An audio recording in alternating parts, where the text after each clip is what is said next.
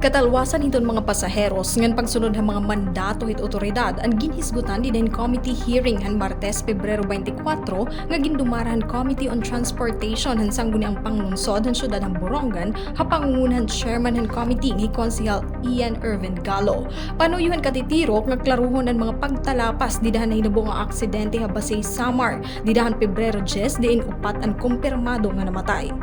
Mahinumduman nga nagpalusad ang LTFRB Region 8 in suspension order hangatan nga unit sa napiktadon aksidente nga franchise and doctors. Pagklaro ang representante han kumpanya, giwan franchise la ang gimpalusaran han suspension diin 15 nga units hini ang suspendido.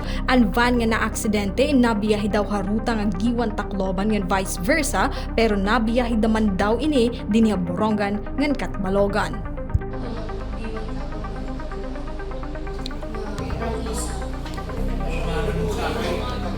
Okay, nalibot kasi ito yung Catbalogan, tapos Tacloban to Catbalogan, tapos Catbalogan to Borongan.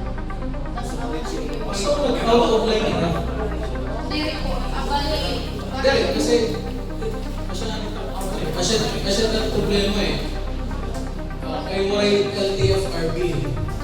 Kasi LTFRB master eh, kung ang certificate of conveyance, kung ano maraw, nanakalan ang certificate of Nag-dual po at sumaiya. Yung siya. Dual ang yung franchise po. dual niya franchise. Kaya siya kasi yung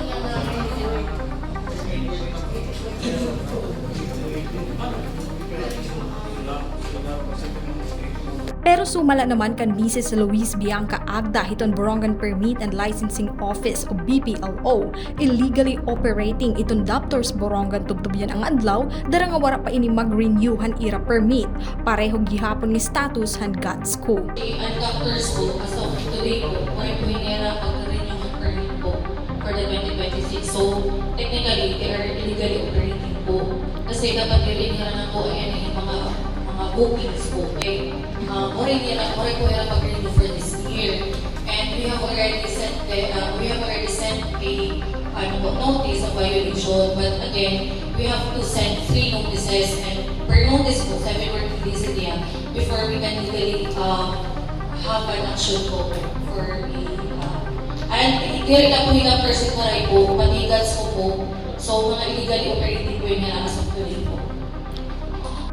Presente didahan katitirok ang pipira nga miyembro san sanggunian, mga representante han Tricycle Franchising and Regulatory Board, mga representante tikang hiniba pa nga natutungdan nga ahensya, sugid man in mga representante han doctors, Vans, Borongan Transport, GATSCO, Giwan Express, Franklin Tours, Grand Tours ngan MB Transport.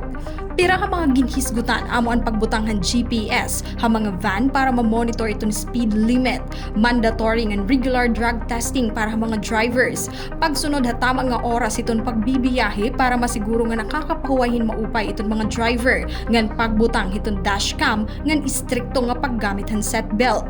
Base han mga suhestyon ngan resultahan iresturya, ginhihingita ni Konsehal Gallo nga magproponerhin ordinansa nga matutok para lang mga public utility vehicle ngan epektibo ang igpapatuman sa syudad.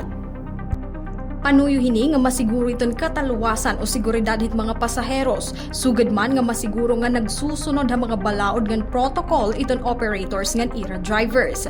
Magpapadaragi hapon hinsurati Konsehal Gallo nga ta LTFRB para hinklaro nga mga detalye ha rules and regulations sa ginpapatuman hini, sugad man iton mga iginpapahamtang nga pinalidad ha mga diri na sunod ha balaod.